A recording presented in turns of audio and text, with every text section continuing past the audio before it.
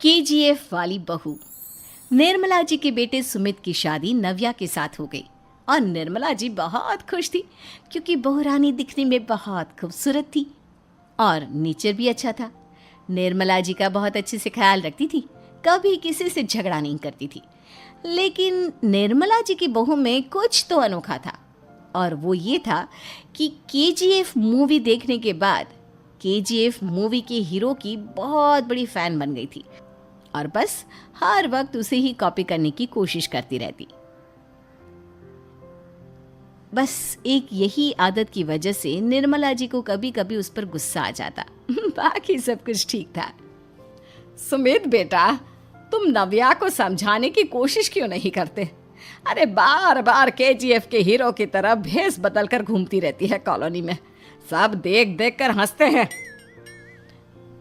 क्या करूं मम्मी, मैंने उसे कई बार कहा कि बहू हो, बहू की तरह रहा करो, लेकिन उसके सर पर तो केजीएफ का भूत सवार है, किसी की सुनती ही नहीं। ठीक है बेटा, तो ऑफिस जा, मैं एक बार और उससे बात करने की कोशिश करती हूँ। थोड़ी देर के बाद नव्या अपने कमरे से निकलकर बाहर आती है। अरे बहू, ये क्या, तुम फिर से केजीएफ की एक्टर बन गई? मम्मी जी, आपको पता है ना, मैं उसकी पर्सनालिटी से बहुत इम्प्रेस्ड हूँ और मेरी फेवरेट मूवी है ये। जानती हैं, मैंने तो सारे डायलॉग्स भी रट कर रख लिए हैं। अरे बेटा, लेकिन थोड़ा बहुत समाज की भी तो परवाह करनी पड़ती है ना। तुम इस तरह घूमती हो, सब लोग क्या सोचते होंगे, थोड़ा तो डरा करो। मम्मी जी, डर होना चाहिए और दिल में होना चाहिए, वो अपुन के नहीं, सामने वाले के दिल में होना चाहिए। अरे तुम फिर से केजीएफ के डायलॉग मारने लगी। अरे पता नहीं कब समझोगी। डोंट वरी मम्मी जी, मैं अभी आपके लिए गर्मा गर्म कॉफ़ी बना कर लाती हूँ, उसके बाद आपकी सारी टेंशन रफू चक्कर हो जाएगी। कुछ दिनों के बाद। नव्या, नव्या कहाँ हो तुम? मैं यहाँ हूँ। अरे क्यों इस तरह केजीएफ का हीरो बनकर घूम रही हो? कभी तो मेरी बीवी बनकर रह लिया करो। छोड़ो ना सुमित। अच्छा बताओ, मुझे आवाज़ किस लिए दे रहे थे? क्या बताऊँ यार, मेरे बॉस ने मुझे इतना काम दे दिया ना, पूरी तरह से परेशान हो गया हूँ। ऐसा लगता है ऑफिस नहीं, युद्ध पर जाता हूँ। अरे बेटा, परेशान क्यों होता है? ला, मैं तेरा सर दबा देती हूँ, दुखी मत हो, काम तो सबको करना ही पड़ता है। लेकिन मम्मी, ऑफिस में आजकल बहुत काम रहता है, थक जाता हूँ मैं। जानता है बेटा, जब तू छोटा था ना, तो मैं ऑफिस और तुझे संभालने का सारा काम करती थी, तब मुझे भी ऐसा ही लगता था। लेकिन कुछ दिनों के बाद सब ठीक हो जाएगा बेटा।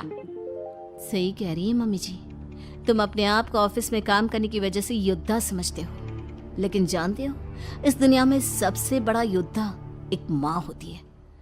अरे ये डायलॉग तो मैंने कहीं सुना है। जरूर सुना होगा, केजीएफ फिल्म का डायलॉग, भला किसने सुना नहीं होगा? हे भगवान, कोई मेरी बीवी के सर से केजीएफ का भूत उतार दे। कुछ दिनों के बाद। नव्या, सुमित तो ऑफिस चला गया, एक काम करते हैं, हम दोनों मार्केट चलते हैं, मुझे कुछ शॉपिंग करनी थी। ठीक है मम्मी जी, मैं अभी तैयार होकर आती हूँ। थोड़ी देर बाद नव्या फिर से केजीएफ फिल्म के हीरो की तरह गेटअप रखकर आ जाती है। अरे तुम फिर से ये बन गई। चलिए ना मम्मी जी, आप जानती है ना, मुझे ऐसे रहना बहुत पसंद है। प्लीज़ प्लीज़ प्लीज़ मम्मी जी। अच्छा ठीक है, चलो। मार्केट में निर्मला जी को उनकी एक सहेली मिलती है। अरे निर्मला, ये तुम किसे साथ में लेकर घूम रही हो? लगता है फिल्म का हीरो निकलकर तुम्हारे साथ आ गया है। मेरी बहन, क्या बताऊं, ये फिल्म का हीरो नहीं है। अच्छा, ये तुम्हारा बेटा होगा, बहुत दिनों से देखा नहीं ना, इसलिए पहचान नहीं पाई मैं। अरे नहीं नहीं, मेरी पूरी बात तो सुनो, ये मेरी बहू है नव्या। है? लेकिन दिखने में तो ये बिल्कुल केजीएफ के एक्टर की तरह नजर आ रही है। हाँ, वो क्या है ना, इसे इसी तरह रहना पसंद है। क्या बात है बहू, शहर में इस तरह घूम रही हो, तुम्हें बिल्कुल भी अजीब नहीं लगता? लोग तुम्हारे बारे में क्या कहेंगे? आंटी जी, जो शहर में रहने आता है ना, वो उसके बारे में सीखता है, और जो राज करने आता है ना, वो शहर को अपने बारे में सिखाता है। और मैं इस शहर को अपने बारे में सिखा रही हूँ। अरे ऐसा ही कुछ तो केजीएफ पिक्चर के हीरो ने भी बोला था ना अपनी फिल्म में। ये हुई ना बात, सही पहचाना आपने। केजीएफ फिल्म के हीरो का ही डायलॉग है ये। निर्मला जी और नव्या को मार्केट में शॉपिंग करते करते शाम हो जाती है और शाम को घर लौटते वक्त एक सुनसान सड़क पर अचानक से एक चोर उनके सामने आकर खड़ा हो जाता है। चुपचाप अपना सारा रुपया माल पैसा मुझे दे दो। क्यों दे दे पैसे? तुमने दिए क्या सामान खरीदने के लिए? ओए चुप कर। और इस तरह बहुरुपया बनकर क्यों घूम रहा है? अरे घूम रहा नहीं, घूम रही है, बहू है ये मेरी। लेकिन देखने में तो तुम्हारा बेटा जैसा लगता है। वैसे कुछ भी कहो, बेटा है बड़ा हैंडसम। अरे चुप कर, कहा ना बेटा नहीं बहू है मेरी, बहू है। अच्छा ठीक है, तो ऐसे कहता हूँ, तुम्हारी बहू बहुत हैंडसम है। ओए मिस्टर चोर, ज्यादा बातें बनाने की जरूरत नहीं है। चुपचाप यहाँ से निकलो, तुम्हें कुछ नहीं मिलने वाला। ऐसी बात है? एक मिनट रुको, ये देखो मेरे हाथ में गन है ना, गन। तुम दोनों का भेजा उड़ा दूंगा। नव्या लपक कर वो गन चोर से छीन लेती है। ट्रिगर पे उंगली रखने वाला हर कोई शूटर नहीं होता, और उनकी औकात उनको चाहने वालों के अलावा और कोई समझ नहीं सकता। क्या बोले रे? ये लाइन तो मैंने कहीं सुना है। अरे सुना होगा, जरूर सुना होगा, क्योंकि केजीएफ फिल्म तो सबने देखी है ना। मेरी बहू तो दिन में 4-4 बार देखती है, उसी का डायलॉग है ये। अरे वाह आंटी जी, बहुत कमाल की है आपकी बहू। चलता फिरता केजीएफ का एक्टर ही लगती है। एक काम करो, अब तुम यहाँ से चलते फिरते बनो, वरना तुम्हारी ये जो नकली गन है ना, इसी से नकली गोली चलाकर तुम्हारा नकली भेजा उड़ा दूंगी। चोर डर के मारे वहां से भाग जाता है। कुछ दिनों के बाद एक दिन सुमित नव्या से कहता है, नव्या, मेरे कुछ दोस्तों ने शहर के बाहर जो बड़ा सा गार्डन है ना, वहाँ पर गेट टुगेदर का प्लान बनाया है। तुम भी सही वक्त पर रेडी हो जाना, हम भी चलेंगे। रेडी होने में तो मैं माहिर हूँ, और आप तो जानती ही है ना मैं कैसे रेडी होती हूँ। नव्या प्लीज, इस बार मेरी बीवी की तरह बनकर तैयार हो जाना। केजीएफ का एक्टर फिर कभी बन लेना। नहीं सुमित, मैं तुम्हारे दोस्तों से पहली बार मिल रही हूँ। मैं अपना असली हुनर तो दिखाऊंगी ना उन्हें, ताकि उन्हें भी पता चले कि तुम्हारी बीवी बीवी नहीं बल्कि एक बहुत फेमस फिल्म का स्टार है, स्टार। ठीक है, तुम्हारी जिद के आगे मेरी कहाँ चलने वाली है। और फिर सुमित अपनी बीवी को लेकर अपने दोस्तों के पास पहुंचता है। यह है मेरी पत्नी नव्या। अरे मुझे तो लगा ये तुम्हारा कोई नया दोस्त है। हाँ, मैं भी बहुत देर से सोच रहा था कि सुमित का नया दोस्त तो बड़ा हैंडसम है। आप लोगों को गलत फहमी हुई है, मैं इनका दोस्त नहीं बल्कि इनकी बीवी हूँ। अगर आप बीवी हैं तो बीवी की तरह क्यों नहीं रहती? आपको देखकर तो ऐसा लगता है जैसे सुमित अपनी किसी कॉलेज की फ्रेंड को लेकर घूम रहा है। अब क्या बताऊँ यार, तुम लोग ही समझाने की कोशिश करो, मेरी तो कोई बात नहीं सुनती। अरे भाभी जी, ये तो बहुत बुरी बात है, रियली वेरी बैड। हमारे दोस्त को तो बीवी के साथ रहने की फीलिंग ही नहीं आती होगी। If you think I am bad, I am your dad. अरे भाभी जी, क्या कमाल का डायलॉग मारा है, मजा आ गया। आप तो एक्टिंग भी बहुत अच्छी करती हैं। हाँ, लेकिन बस एक ही इंसान की एक्टिंग करती है मेरी बीवी, केजीएफ के हीरो की, और उसी की तरह रूप बदल बदल कर घूमती रहती है। यार सुमित, तेरे तो मजे हैं, चलता फिरता सिनेमा हॉल तेरे संग चलता है। बेटा, मेरे कितने मजे हैं और कितने नहीं ये तो मुझे ही मालूम है। ऐसा क्यों कह रहा है यार, सारा दिन डायलॉग सुनने को मिलते हैं, और बीवी एक हैंडसम दोस्त की तरह नजर आती है, और क्या चाहिए। क्या बताऊं भाई, कई बार रात को सोते वक्त जेब में नकली गन रखकर सोती है और फिर झटके से मेरे सर पर गन तान के केजीएफ के डायलॉग मारती है। उस वक्त मेरी क्या हालत होती होगी ये तो मैं ही समझ सकता हूँ ना। सुमित की बात सुनकर उसके सारे दोस्त जोर जोर से हंसने लगते हैं। बहू बनी ड्राइवर। मंजित की शादी रोहन से होती है। रोहन को नशे की बुरी लत लगी होती है। एक दिन, अरे माँ, मेरा एक साइड का शरीर काम नहीं कर रहा है, मैं आज खेतों में कैसे जाऊंगा। अरे बेटा, ऐसा ना बोल, तेरे पापा के जाने के बाद से तू ही घर चलाने का सहारा है। मैं डॉक्टर को बुला लाती हूँ। देखिए बहन जी, रोहन के शरीर के एक साइड में लकवा है, अब वो कभी ट्रैक्टर नहीं चला पाएगा। घर में मनहूसियत का माहौल हो जाता है। लीजिए माँ जी, रोटी खा लीजिए। अरे बेटा, मुझे तो भविष्य की चिंता हो रही है। मेरा एक ही बेटा है और वो भी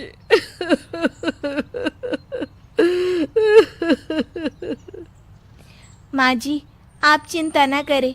जब तक ये बीमार है मैं खेत जाकर काम कर लिया करूँगी। वैसे भी नशे के कारण इनका शरीर काफ़ी कमज़ोर हो गया है। अगले दिन मंजीत खेत में जाकर काम कर शाम को घर लौटती है। ये ले बेटा, पानी पी ले। कैसा रहा काम का पहला दिन? माँ जी, काम तो ठीक है, लेकिन मैं अगर ट्रैक्टर चलाना सीख लूँ ना तो काम और भी आसान हो जाएगा।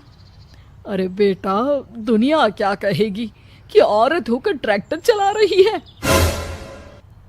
माँ जी, या तो हम दुनिया देख ले या अपना घर, कोई बात नहीं। जब ये ठीक हो जाएंगे तो सब ठीक हो जाएगा। अरे बहू, जरा बाहर तो आना। जी माँ जी।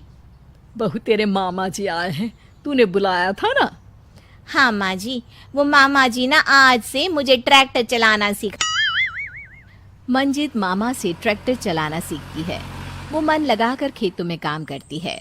और एक दिन, माँ जी, पता है इस बार पूरे गांव में सबसे ज्यादा फसल का उत्पादन हमारे खेतों में हुआ है।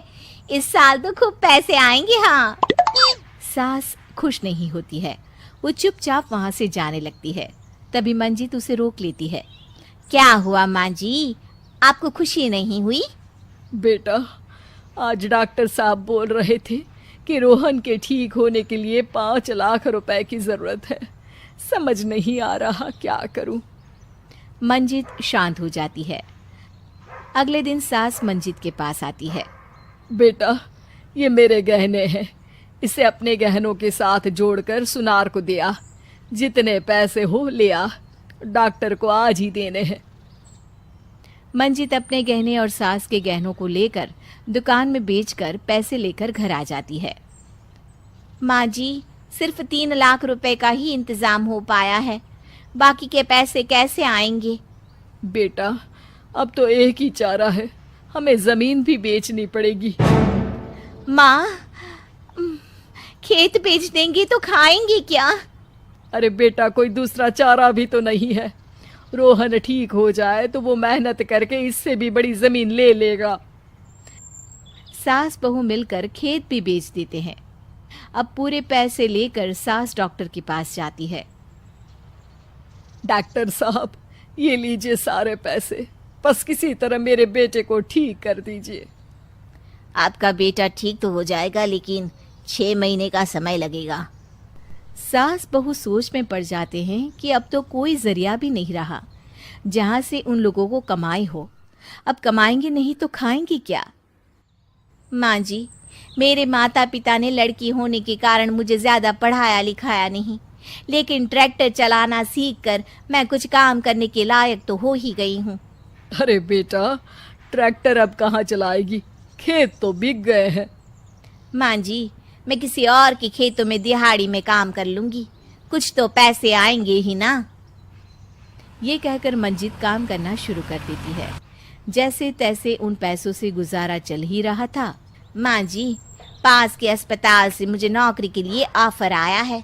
पैसे भी ये 4 गुना ज़्यादा मिलेंगे और अब खाने पीने दवाई के साथ हम कुछ पैसे भविष्य के लिए भी जोड़ पाएंगे। लेकिन काम क्या है बहू?